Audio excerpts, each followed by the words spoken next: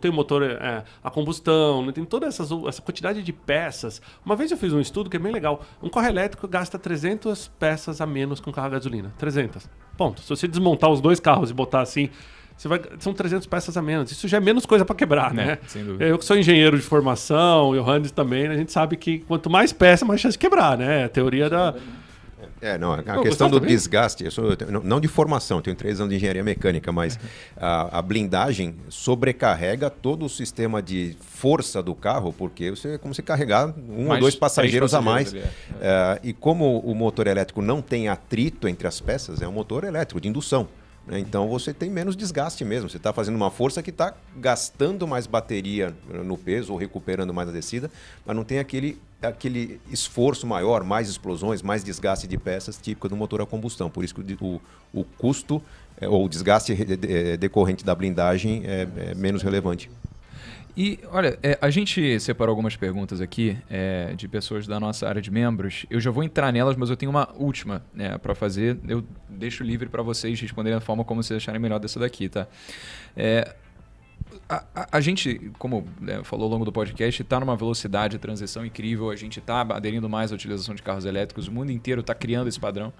Mas o que eu queria saber é, a velocidade com que isso está acontecendo é suficiente para que o mundo precisa?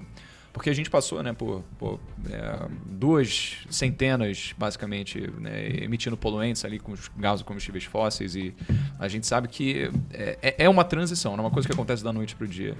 Será que, por mais que o mercado já esteja direcionado a trazer carros elétricos, será que a velocidade com que isso está acontecendo é suficiente para que a gente consiga salvar o que a gente tem que salvar?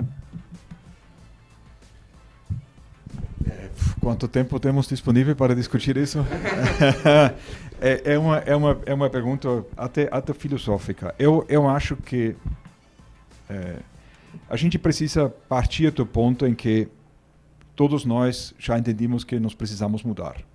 Okay? Que a gente não consegue simplesmente seguir sem refletir se isso é o caminho certo ou não. Já sabemos de que a gente precisa mudar no mundo inteiro. Agora, a velocidade com que isso acontece é diferente também, país a país, situação a situação. A gente precisa entender friamente que a mobilidade individual, em tudo que a gente discuta em CO2, ela faz uma parte muito pequena.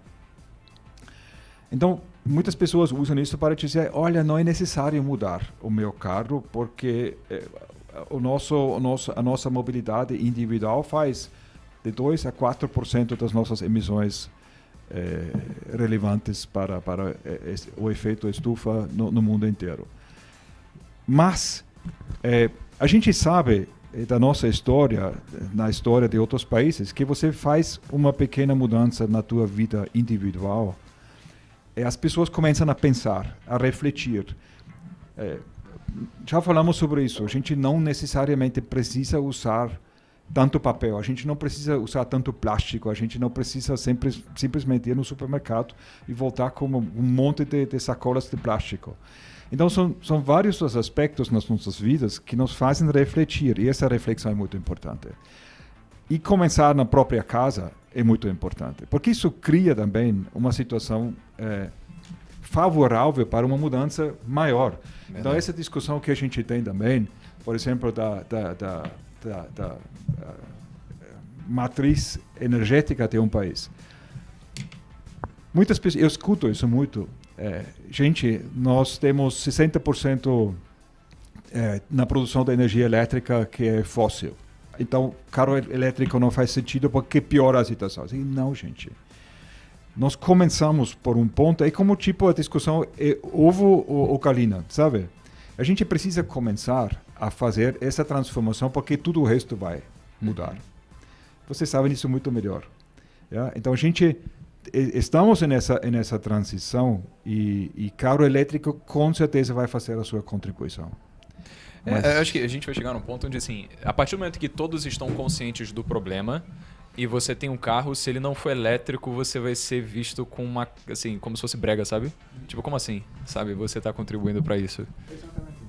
Eu achei muito boa, só aproveitar o que você falou, porque muita gente compra um carro elétrico pelo propósito daquilo que vai trazer. Então, você falou, será que a gente está indo suficientemente rápido para mudar o mundo e a gente conseguir evitar um problema energético futuro?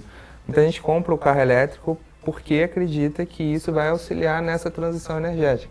Que é o que está acontecendo no mundo agora, né? No mundo inteiro a gente está transitando de uma matriz que é muitas vezes fóssil, na China é muito carvão, para uma matriz que seja mais renovável. E aí eu acredito que o propósito de você mudar de um combustível fóssil para um combustível elétrico auxilia nesse rumo do mundo para a transição energética. Então é um propósito muito bonito de comprar um carro elétrico e sentir que está auxiliando nessa transição você só. Não precisa ser um governo para estar mudando ali a matriz energética. Posso bagunçar a cabeça de vocês e da nossa audiência? Se você tiver um carro econômico hoje, rodar 100 km por dia, tá? Vamos falar igual o Gustavo, por exemplo, sei lá, commuting, né? O americano usa muito esse termo. Roda 50 km para trabalhar e 50 para voltar. Com um carro que faz 10 km por litro, você vai precisar plantar 46 árvores na Mata Atlântica para compensar a sua emissão de CO2 deste carro por ano. Por ano. Então, imagina... plantar mais árvore.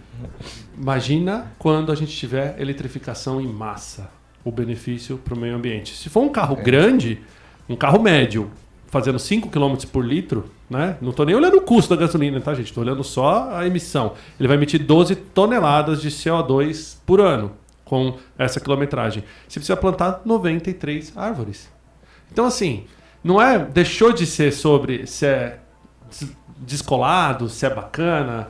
É necessário. Né? Se a gente não fizer isso como ser humano, como raça, né?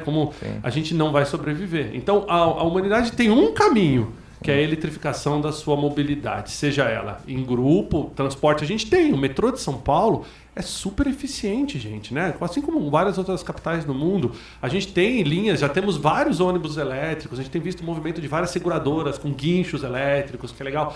Tem que começar por um lado, mas a eletrificação é um caminho sem volta e ele é necessário, porque enquanto a gente não tiver isso aqui, a gente continua gerando causas, efeito estufa. Vocês viram notícias recentes de que em 2 anos a Terra vai estar 1,5 grau mais quente, né? Daqui 2 anos, gente, não é? E, tipo, é um grau que faz diferença pra caramba, já derrete geleiro pra caramba. Assim, a gente não tem a percepção, né, do quanto pouquinho faz. E tem um aspecto que todos estão, nesse senso de urgência, fazendo o que está a seu alcance para contribuir para essa alteração climática. Então, existem algumas objeções do tipo, mas a produção da bateria não é totalmente limpa, ela é poluente. Poxa, mas a bateria de hoje ela é infinitamente menos poluente que a bateria de 20 anos atrás, e a de daqui 10 anos será muito menos poluente, porque a tecnologia está evoluindo. A produção dos automóveis é a mesma coisa. Comenta-se muito da matriz energética, os governos estão mobilizados. O Brasil tem a qualidade de matriz limpa, mas Europa intensamente preocupada, não consegue ter a mesma produção fotovoltaica que nós temos no Brasil, a insolação é menor, mas o investimento em energia eólica é muito elevado. Então, dentro do que está ao alcance de cada um, todos estão mobilizados e buscando a sua contribuição, que seja, se eu posso reduzir 1% da minha pegada de carbono, eu estou me somando a milhões de pessoas que estão fazendo a mesma coisa, milhares de governos, e nós estamos migrando para um mundo melhor, mais consciente. Não é só porque é legal, porque é bacana, porque a contribuição realmente tende a surtir efeito muito mais rapidamente se todos agem em conjunto.